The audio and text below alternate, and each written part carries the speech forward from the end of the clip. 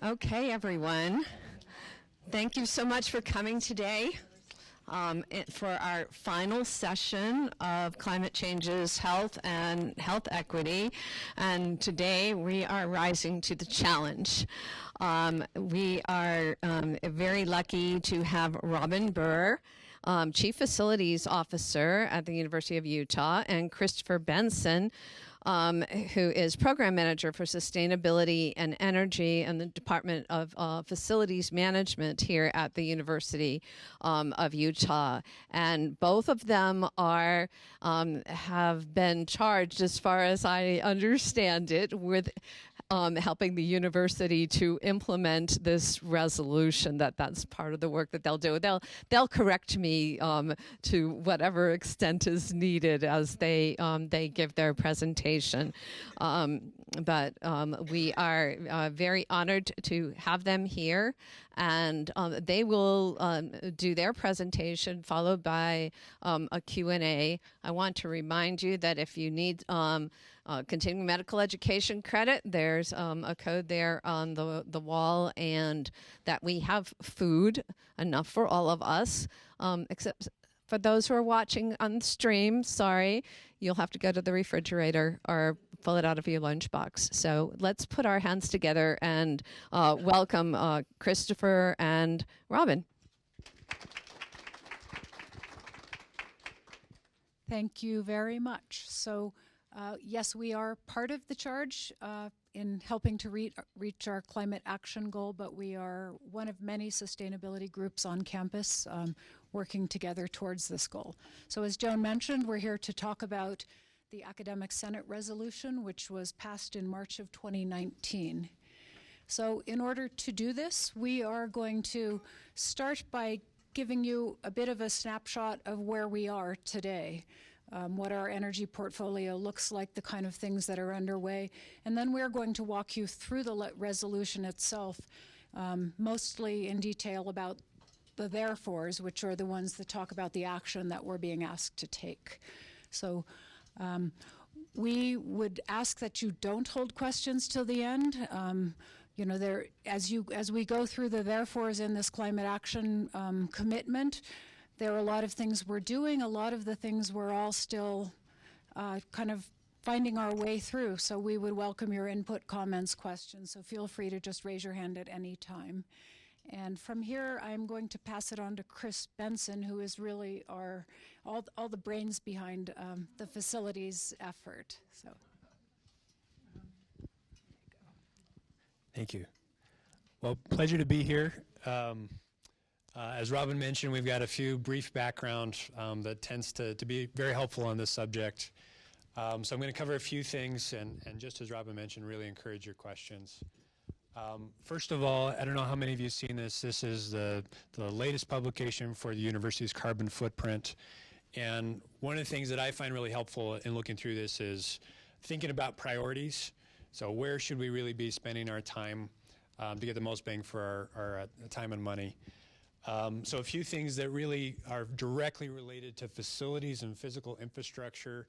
A huge amount of our carbon footprint is in the electricity and gas that we use in our buildings.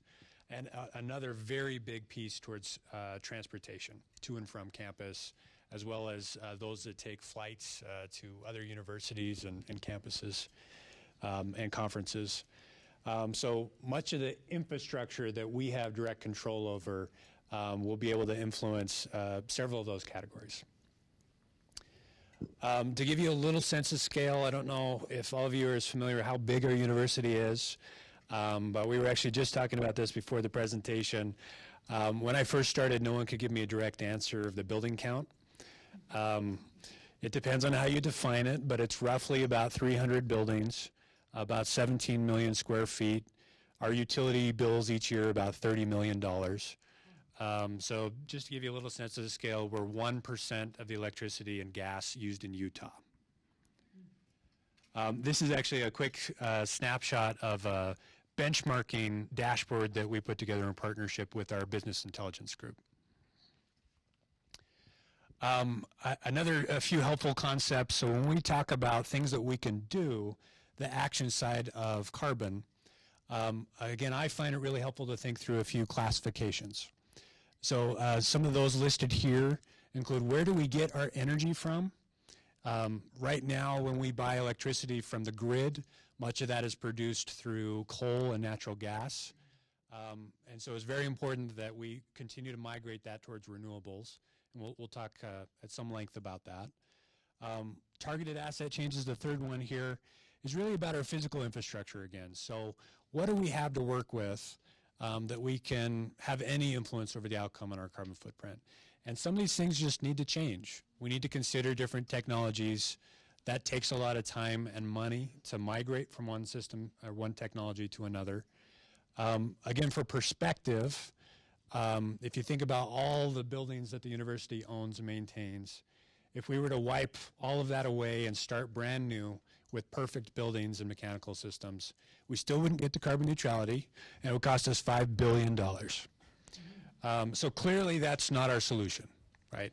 We want to invest in pieces that make sense, which is why we're using terms like targeted, and not try to tackle everything. The second point here, operational efficiency of existing assets. So I know that kind of sounds jargony, but we're really saying, how do we use what we have today? And as that changes over time, we continue to have a responsibility to reduce our waste and to really operate our assets efficiently and effectively. So these are all three different angles that you can think about, very direct control that the university has over its carbon footprint and ways that we can influence the outcome. And then fourth, and certainly not least important, transportation, and there are other concepts that we haven't yet integrated into those first three, but there is a lot of overlap. So when you think about the physical infrastructure for electrical charging in vehicles, about changing the vehicles that the university has, if you think about the partnerships that we have with the city and with UDOT and others around transportation, again, there are physical assets, there are ways that we could operate them more effectively, and there is energy that goes into supporting those systems. So we'll talk more about each of these as we go. One more background here, if you're not aware, we've been making really great progress with our energy and water. So most recently, we just barely achieved a goal of a Better Buildings Challenge, which is a 20% reduction in energy per area. And a lot of people see that and like, well, that's normalized per area. This is also true of the lowest total energy use and lowest total energy cost that we've been in 9 years, despite 26% growth in our square footage. So these are really great metrics. We're moving in the right direction, but we got to get to zero, basically. We either have to get to zero or figure out how to support all that energy through clean energy. One other metric here that isn't shown, last year we went through an upgrade to our water irrigation systems. That alone, again, reduced our water consumption by about 10% at campus level.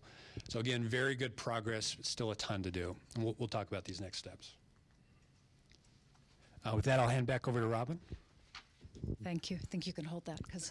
So, as I mentioned before, we're going to talk pretty specifically about the Academic Senate resolution, which is divided, like any good resolution, into two categories, whereases and therefores.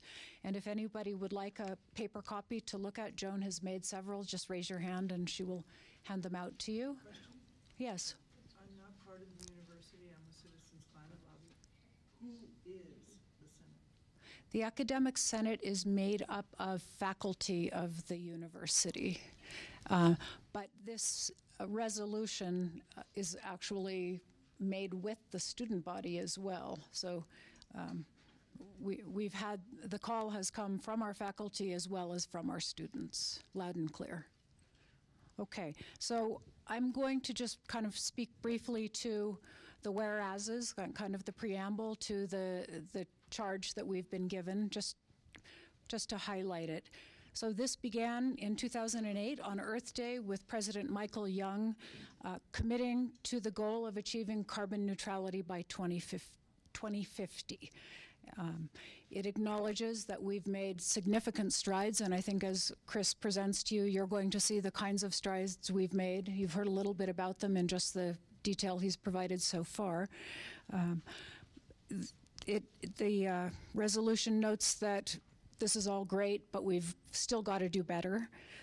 Mentions our 17 million square feet of buildings, which is really the size of the 10th largest city in Utah. So we are a large consumer of resources here. It also notes that peer-reviewed scientific evidence shows that carbon emissions are greenhouse gases and are part of our problem, and acknowledges the intergenerational impacts that what we do today will have on our children and grandchildren.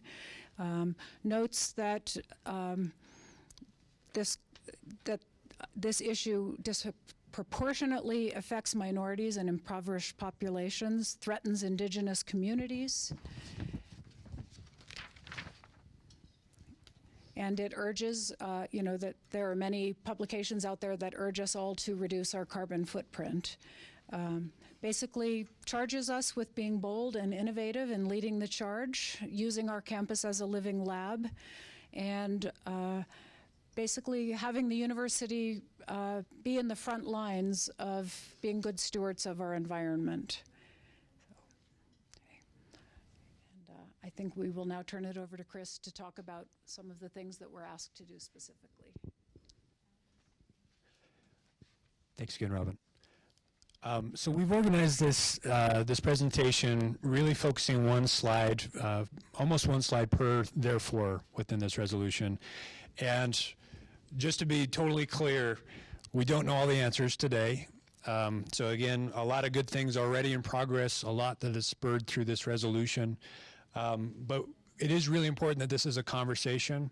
We want to be inviting more input, more participants through this process. So what I'm going to be focusing on today are really about some of the raise awareness of some of the strategies and ways of thinking, and also identify some of the areas where we need help.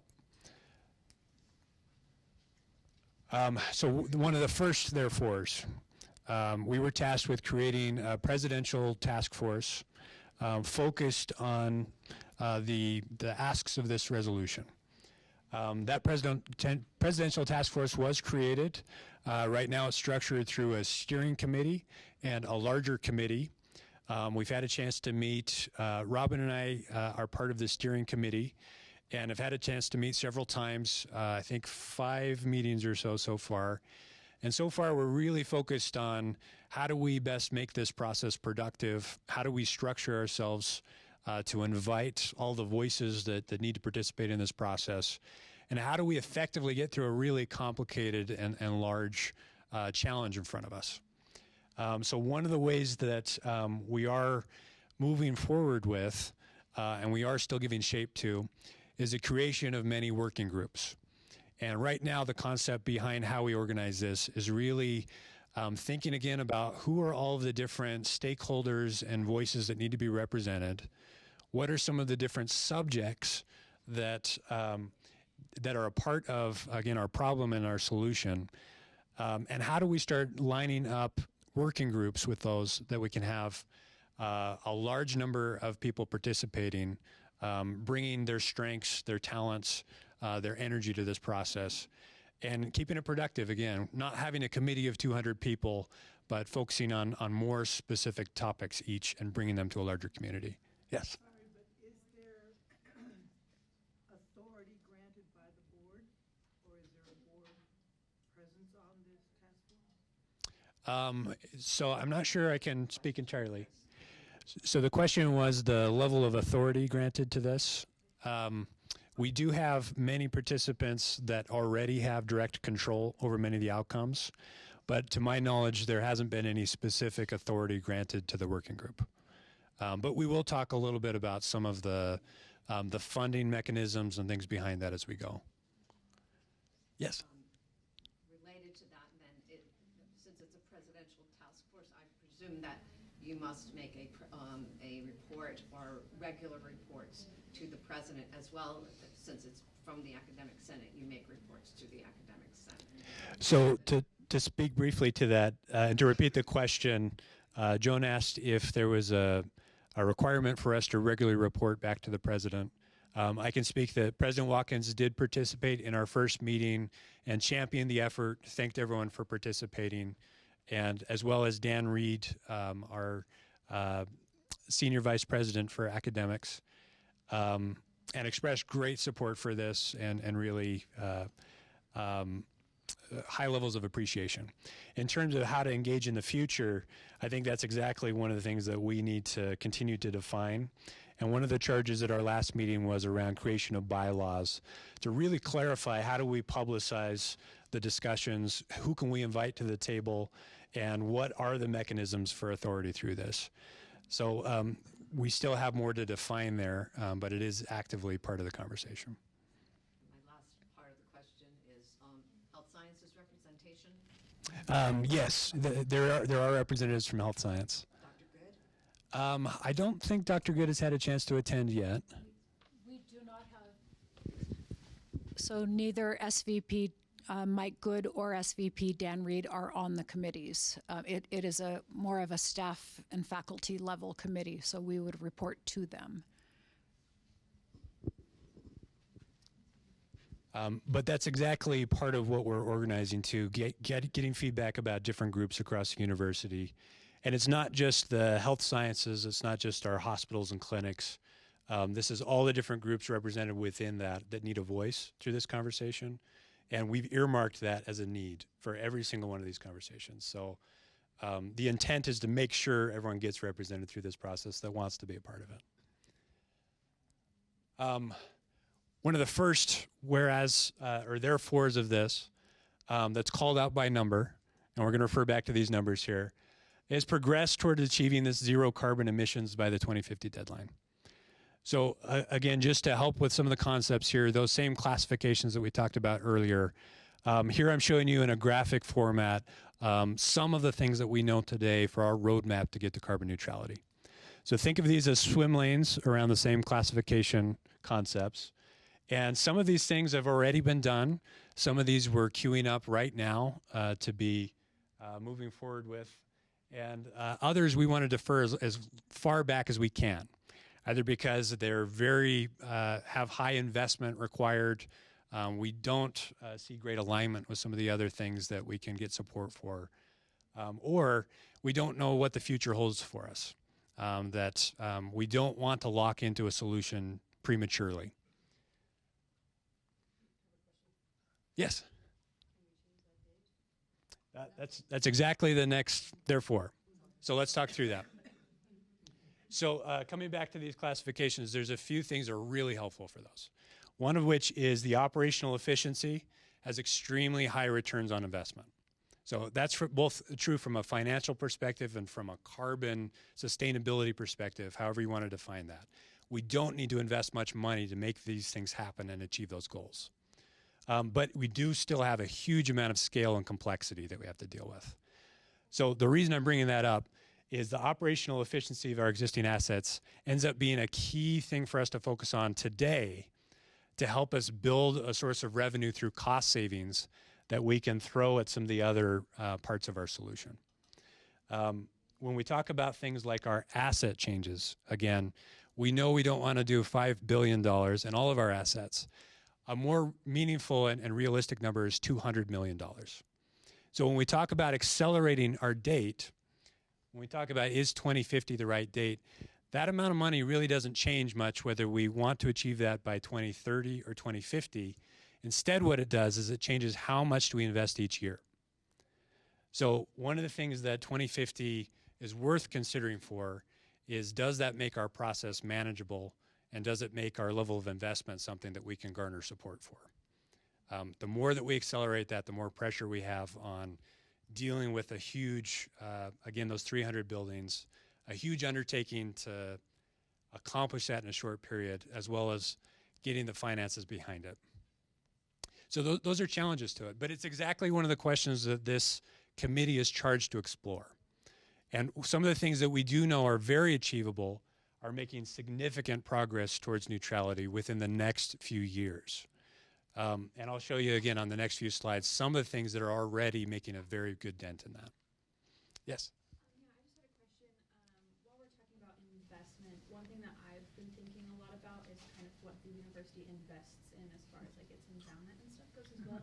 Has there been a discussion about moving investment away from like fossil fuels and other unsustainable things into a more sustainable investment with the, rather than just the like facility investment that we're doing as well. There was a move for divestment several years ago. I'm not sure if you were here during that process.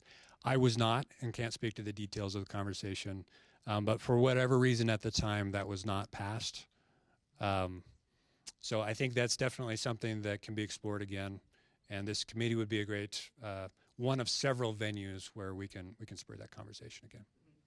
Yes. So that resolution actually was passed. It was passed by a very small margin.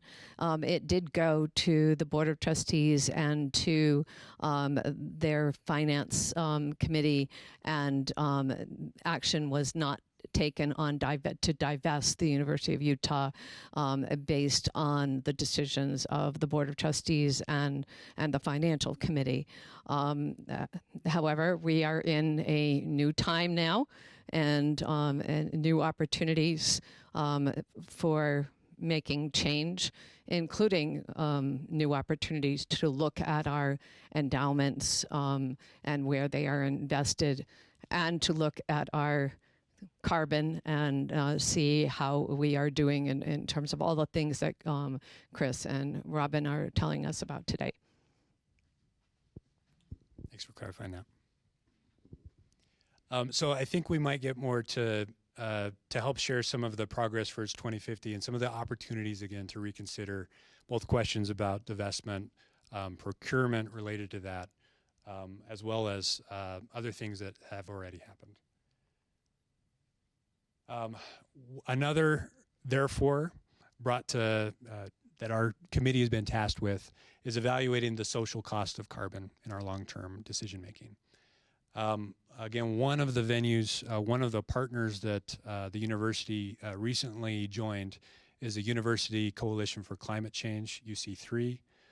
That group recently publicized a study about carbon tax and has asked for our support in moving forward with that.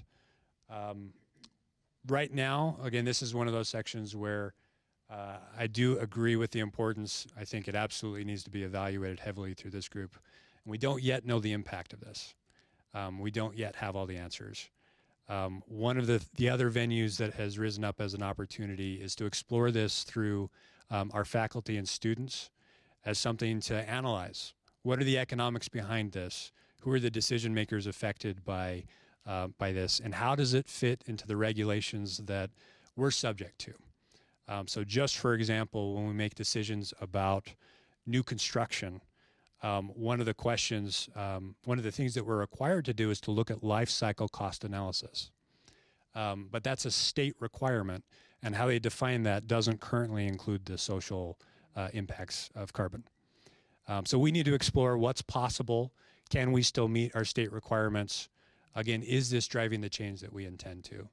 And it's a big question. I definitely can't share the answer today. Resolution 4, further investment in renewable energy. This is actually, I think, one of the highlights for the university today. So for those of you that don't know, just a few weeks ago, we started receiving half of our electricity through renewables, through a large geothermal power purchase agreement. So that is in effect. Half of our electricity is absolutely clean. We also just finished a large RFP to expand that with offsite solar through a woman-owned Utah company, Renewable Energy. And we're in contract negotiation for that right now. So by 2021, by the end of that year, we expect to be above 70% renewable energy for electricity. There is still a gap, and part of that we need to, again, figure out solutions for how to fill that. There's a few things that will be affecting that. One is that, again, these are long-term agreements. Think about locking into something for 25 years. We don't know what our electrical loads are going to be. And part of that's how much is the university going to grow? Are we going to be successful in migrating technologies like from natural gas combustion to electricity? What's the pace of that over time?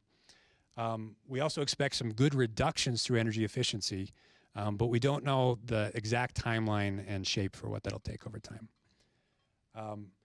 And then the grid itself is becoming more and more clean per year. So as time goes by, we expect that remaining gap to become less and less important.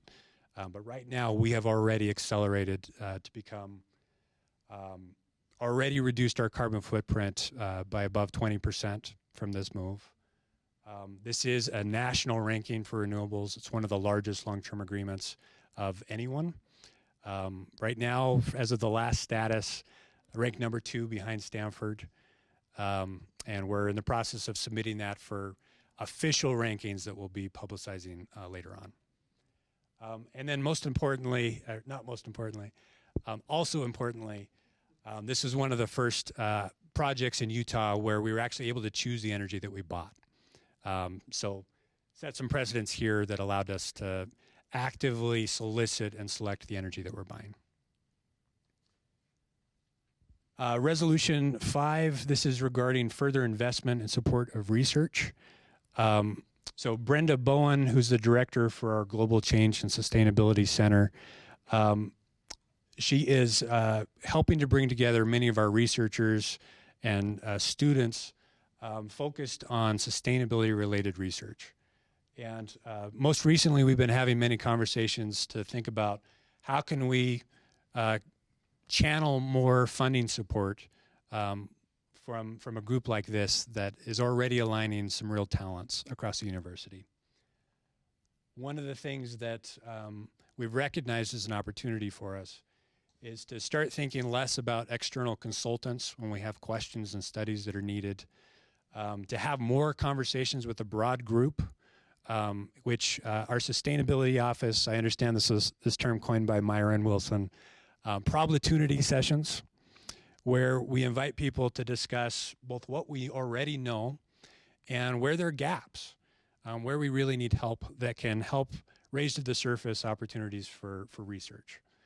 And where those are aligned to these operational goals like carbon neutrality, we can then find direct funding to support those efforts. So it's a change in thinking, and it definitely challenges us to be more collaborative and to think more widely about who's participating in these processes. And I got to tell you, everyone's really excited about it so far. So this is looking like it's come into reality, and excited to see that kick off soon. And then just one more note on the bottom here around our students. We also recognize more opportunities to bring our students to become a part of the solution.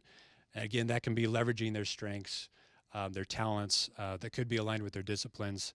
It can also just mean creating jobs when we move forward with implementing changes that they can participate in. So both of which we want to think very heavily about who are the other groups that we can support through this process and be stronger as a university. I'll hand it back to Robin. Okay, so resolutions 6 and 8 relate to transportation. Number 6, reducing the effect of the university's air and land travel on the university's carbon emissions, and development of more robust public and active transportation systems. So all of us who are university students, faculty, and staff are very lucky to have these UTA passes for free attached to our ID badges. And I'm told that there are 10,000 rides a day clicking on and off on those passes. So without that, we would be in a world of hurt here. So that is great. In terms of active transportation, I think about 3 years ago, the Sustainability Office hired an active transportation manager, and she is by our side in facilities with all projects. I think you can begin to see more bike paths, more walking paths. We're very excited about Mario Capecchi, what I call our scenic highway, beginning to kind of evolve through the hillside. There's a little patch still gravel because we hit some utility underground at the wrong place, but it'll be fixed.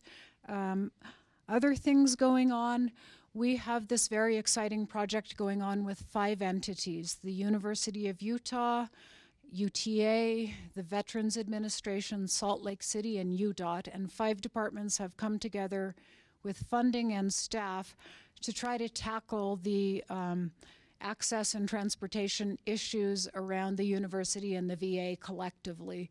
We're starting to discuss this notion of mobility hubs, creating a couple or three hubs where all modes of transportation can come through, making it more easier for people to use public transportation, so that you could take tracks to a stop and there would be a continuous shuttle that would get you to Research Park, for instance, things like that. So we're trying to incorporate bikes, buses, tracks, shuttles, all of that kind of stuff. And everybody's very excited about the potential, and we've done a lot of analysis, and we're just starting to get ready to look at the opportunities and solutions. So it's been a really great partnership. Let's see. And I think some of what's up here is probably things that'll be discussed in our task force, because I don't know how to address the issue of air travel. That's a big topic. Yes. This perhaps is more of a practical question, but one of the things my wife and I know is we have an electric vehicle, and we feel at times here at the University of Utah we're disincentivized to use that vehicle because of additional charges that we get. We have parking passes, and then on top of that, we're asked to pay additional fees here, specifically at the University of Utah, to charge our vehicle, whereas throughout the rest of the county, even into Utah County, those services have been made free to public access. We're wondering about what is being done to try to incentivize more EV-friendly parking, and if there is anything being done. Okay, so just to repeat the question briefly, the question is that it seems right now like we are disincentivizing EV vehicles because we're charging for charging on campus, whereas the city, the county, and the state, you're saying do not at this point charge. Okay, that's something I wasn't aware of, but I will take it back and look and talk to our commuter services department. So yeah, absolutely. I just wondered, with air travel, like that seems such a hard thing to even pin, like how much are we traveling? Like it seems like there's so many departments and their travel for conferences is such a big thing, and I don't even know if, are we tracking that? So the question is, how do we quantify the amount of travel for conferences, going to our Korea campus, things like that? And Kate Whitbeck from our sustainability office is going to answer that. What I can say is that a lot of what other universities are doing is adding sort of a carbon tax with every airline purchase. And so this is something that's been discussed, but it's not something that's been implemented yet here. Another option I know that I believe is still possible, that you can sort of donate sort of make a green travel donation when you purchase one of your airline tickets that would account for that carbon offset. So that is something that we're considering at this point. And I think technology is helping us with less air travel too, as you see more Skype and Zoom conferences and things like that. Joan? I was going to say that in some departments, the library, we've decided that is how we will travel, is we will pay that carbon tax on our travel so it's an automatic thing that we do. And then a lot of our conferences are available streamed, and it cuts down on the interaction between people. But we have some of our organizations, we've been able to encourage some of our organizations to have virtual only conferences every other year or every 3 years, something along that line, to reduce our carbon footprints. And then others of us have decided not to travel and to only attend conferences that are available via a stream. Great, okay. I'm going to turn it back to Chris. I think just to add one note on that, I think it's an interesting example of one of the behavioral opportunities in front of us that does require some differences in what we choose to do and the culture behind that. And there's a lot of parallels across all of these things that people can really join in and be a part of that. And I think it's up to us first to recognize the impacts, what are those opportunities, and to help lend support to that process. So again, excited to see that continue. Moving on to resolution point number 7, the therefore. So reduction of energy waste. And this one's really focused to our mechanical systems. Our mechanical systems are where most of our energy is used, looking back at that electrical and gas use. So here I've got listed 7 major initiatives that were focused on campus scale this year. And really excited, and I'll share a little bit more about the funding side of this, but we're investing $2.5 million this year to get these things done by the end of the fiscal year. And what we're really, again, focused on are optimization of the existing systems that we have. And we're talking about thinking about different ways of operating them. Again, because we know that these require very little upfront cost per system and that we can move very quickly. So I'm very excited to see a huge amount of traction here, including with a deeper level of partnership, like folks like Robert Armstrong here, representing our hospital and clinics group, where we're really trying to come together and get these things done right all across campus, across all of the many, in my case, 40 different partners that we work with for the operations and maintenance of our buildings. At the end of this, we actually expect our investment to pay back within less than a year. And so that becomes a perpetual source of revenue that we can start investing into other things as we move forward. So it's a very integral part of our revolving loan fund. Resolution number 9. So this is including sustainability related education in our general education curriculum. This is not my area of expertise, but I did get some input from Adrienne Coughlin, who is a director for sustainability curriculum. And she recommended providing at least a link to those, depending on the audience, to explore some of the available resources. So in this case, this is one of the links that raises awareness to our students about some of the available courses that align to these different sustainability topics. And I know she's actively working on incorporating new coursework. In fact, brought it up in a meeting this morning. I think 15 new courses that were added for this upcoming semester, and would be behind much of the strategy behind that.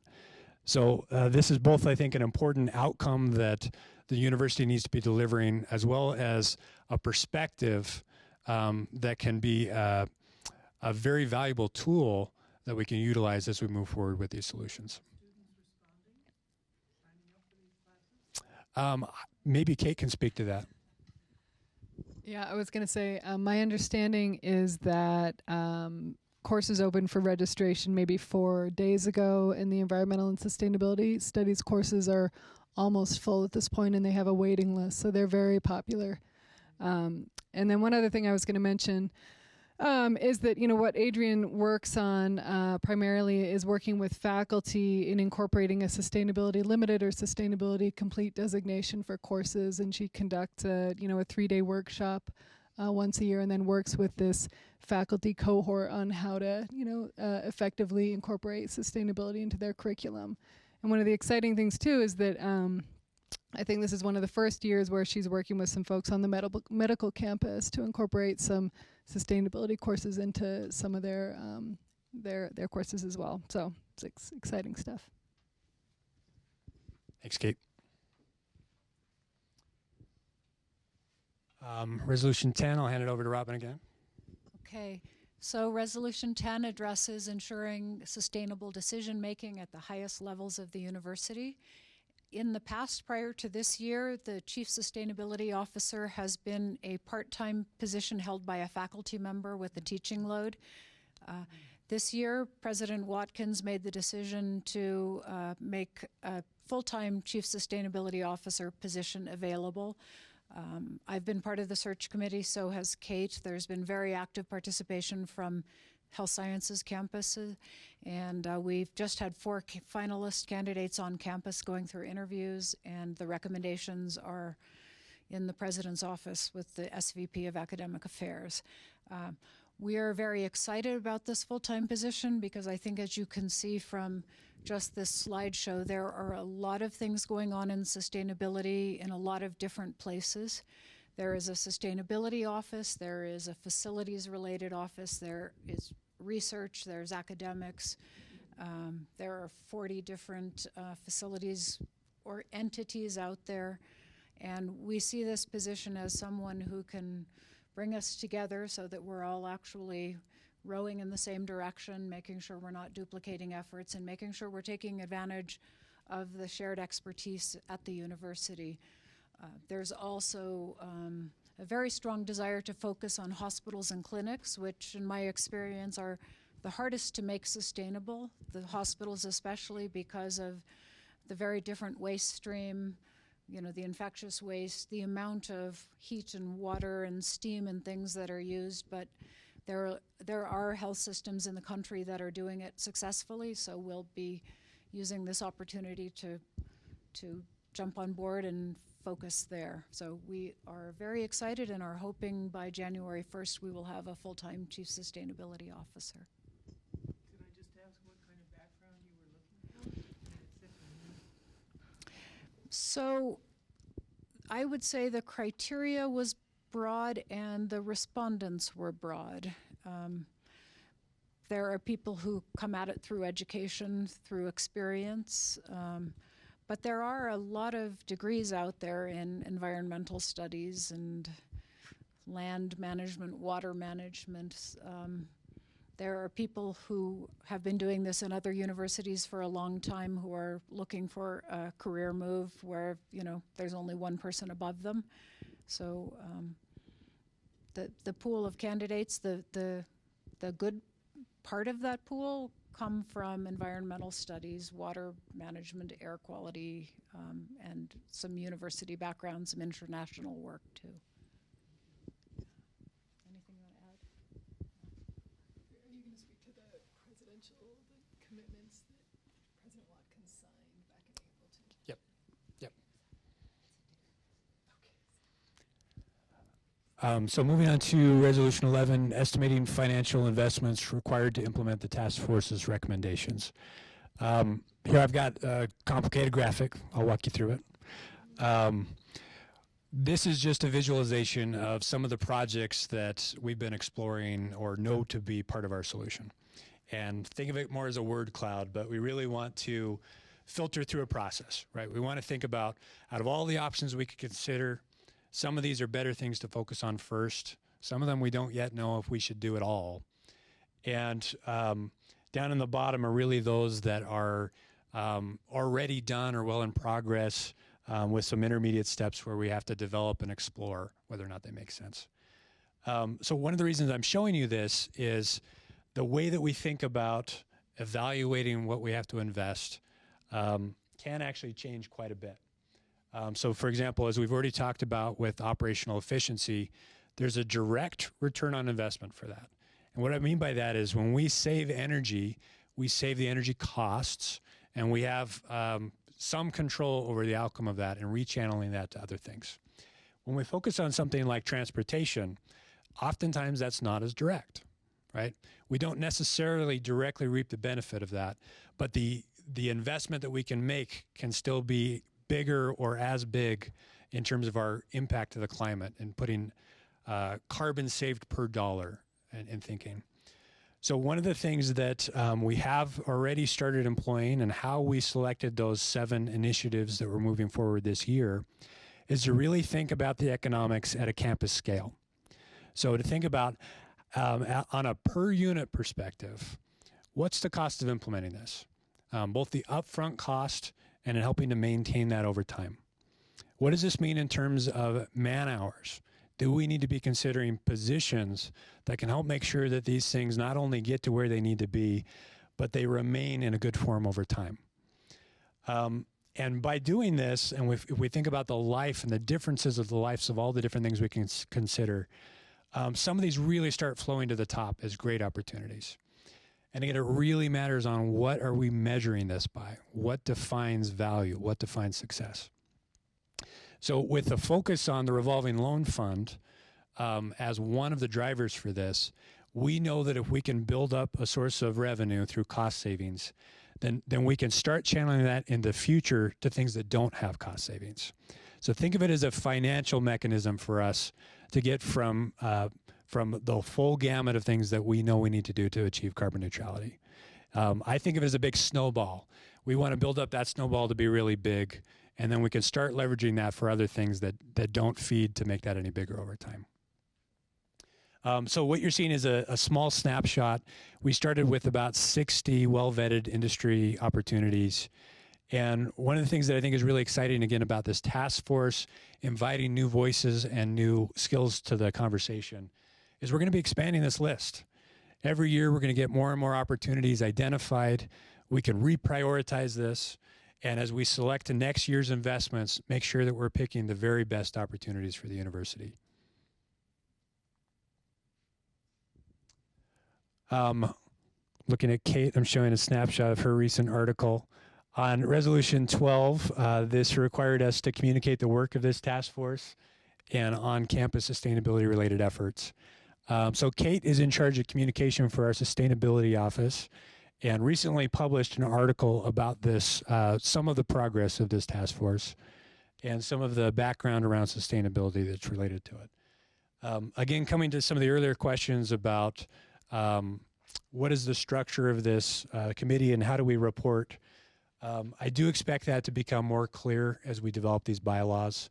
But one of the things we are tasked with is regular reporting to the Academic Senate. And I think there was a separate, therefore, related to this that we don't have a separate slide for. But we want to make sure that we're referencing these and responding to that ask.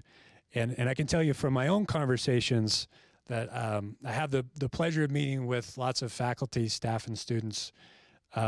Oftentimes there's a level of frustration that either they don't think anything's happening or they weren't aware of the good work that's being done.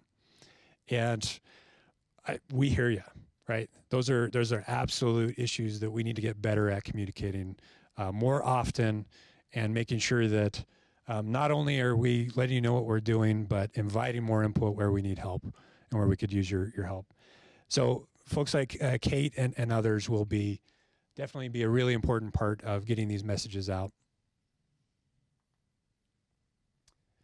I think this might be one of our last slides. So coming back to, therefore, in this resolution, and ask for sufficient funding to support these efforts.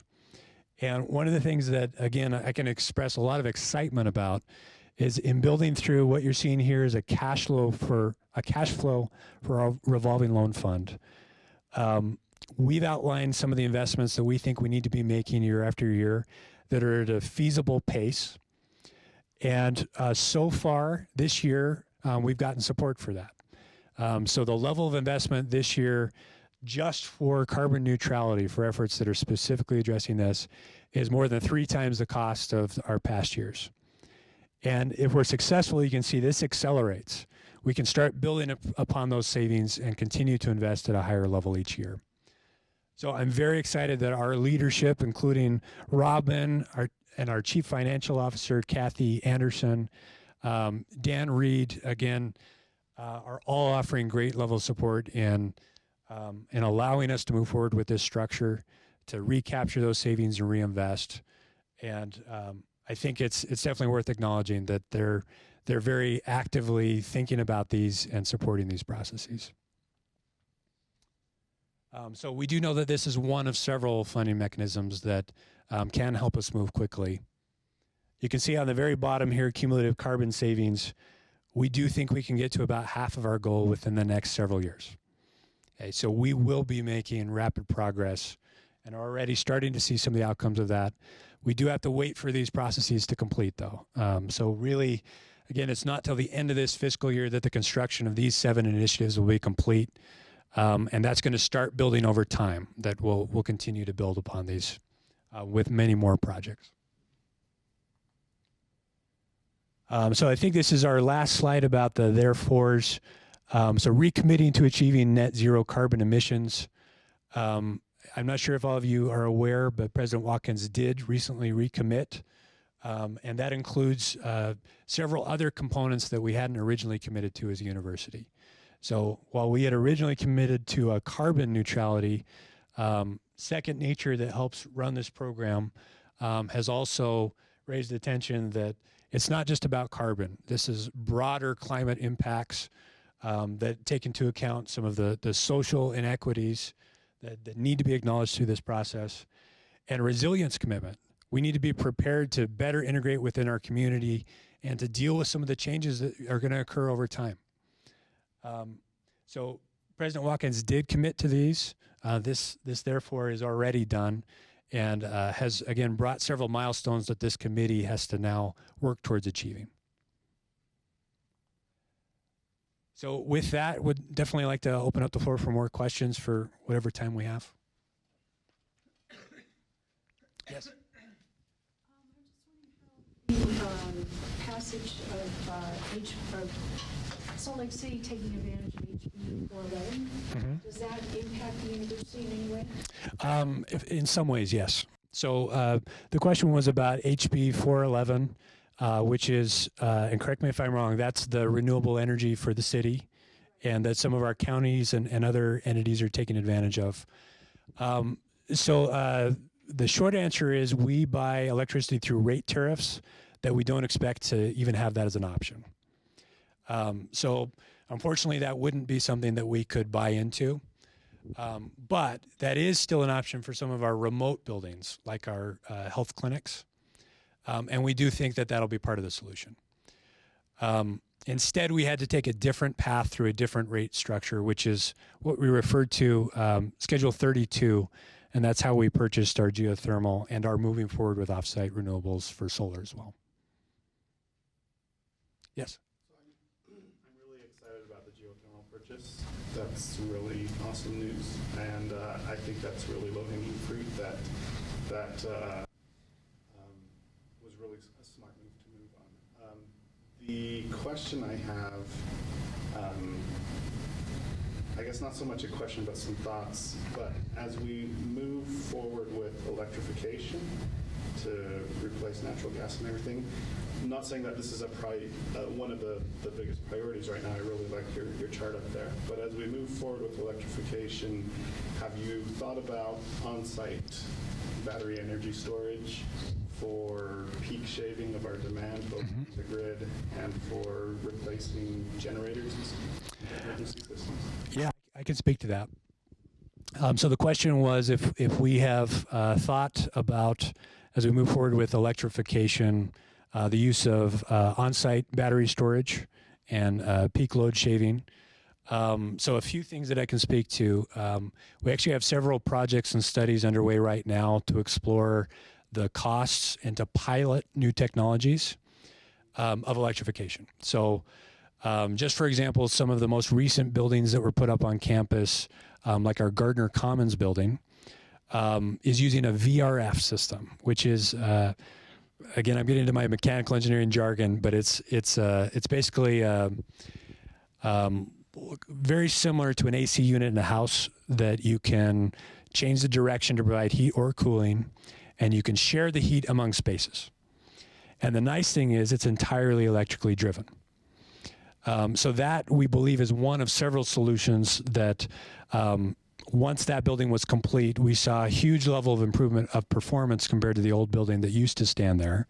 It's now actually one of our best performers and is achieving that realistically.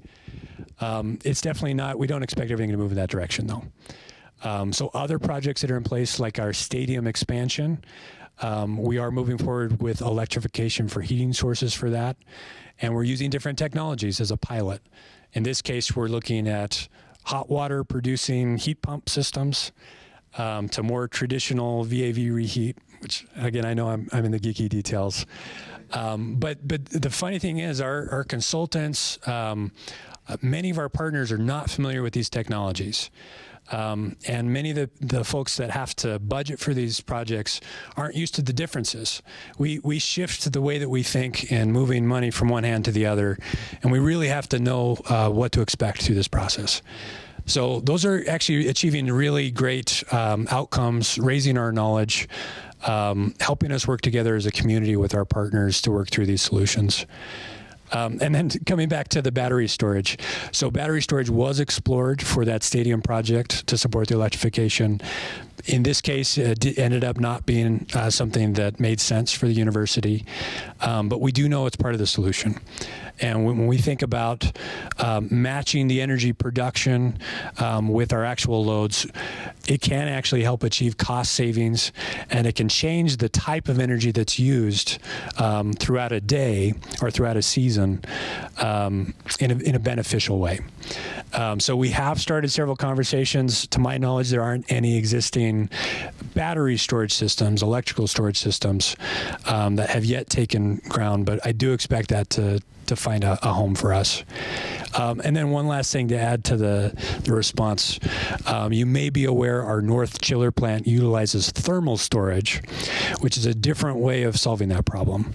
So we have a giant tank of chill water that fills up and cools that water at night when our electricity is cheap and at the time when a better source of energy production.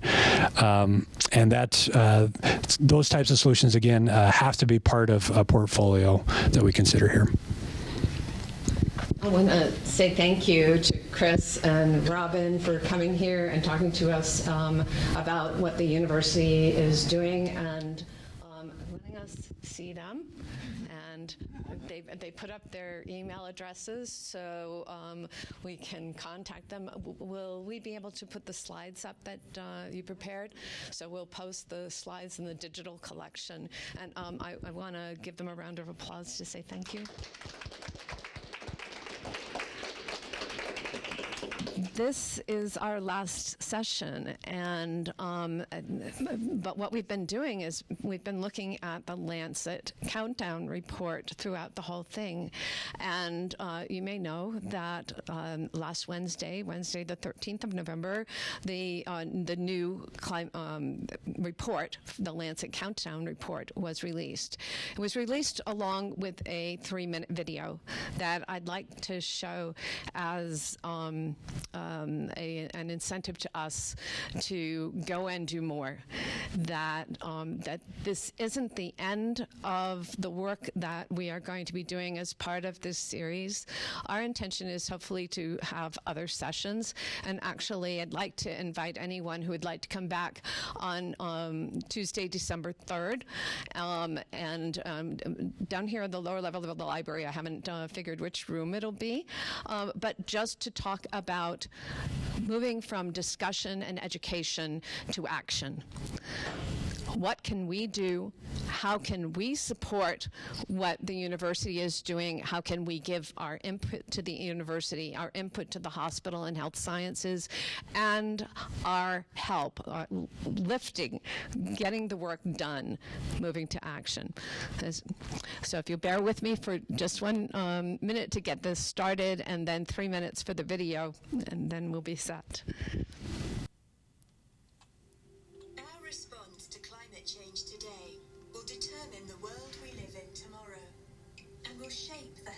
Children across the globe at every stage of their lives.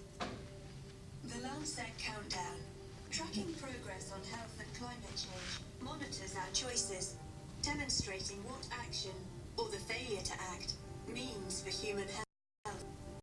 There are many paths we can take, from a world of extremes and uncertainty, where a child has to fight simply to survive, to an environment that creates the conditions that allows them to thrive.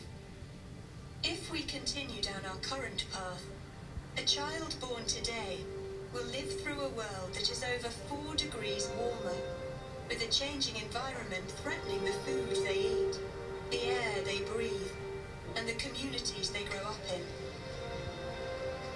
Air pollution, already dangerously high in more than 90% of cities, will worsen and further damage their hearts and lungs from the moment they take their first breath.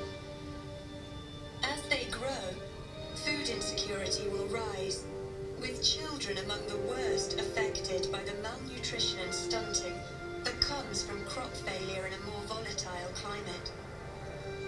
Throughout their adult lives, they will experience more heat waves, stronger storms, the spread of infectious disease, and see climate change intensify mass migration, extreme poverty, and mental illness. But the future doesn't have to look this way.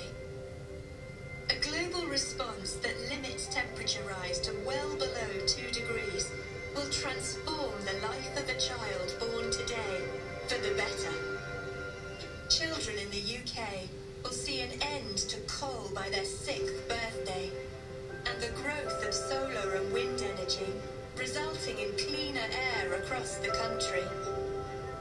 In France, the last petrol car will be sold by the time they turn 21, with cycleways and green spaces supporting safer and more livable cities. And they will celebrate their 31st birthday as the world finally reaches net zero emissions, securing a healthier future for coming generations.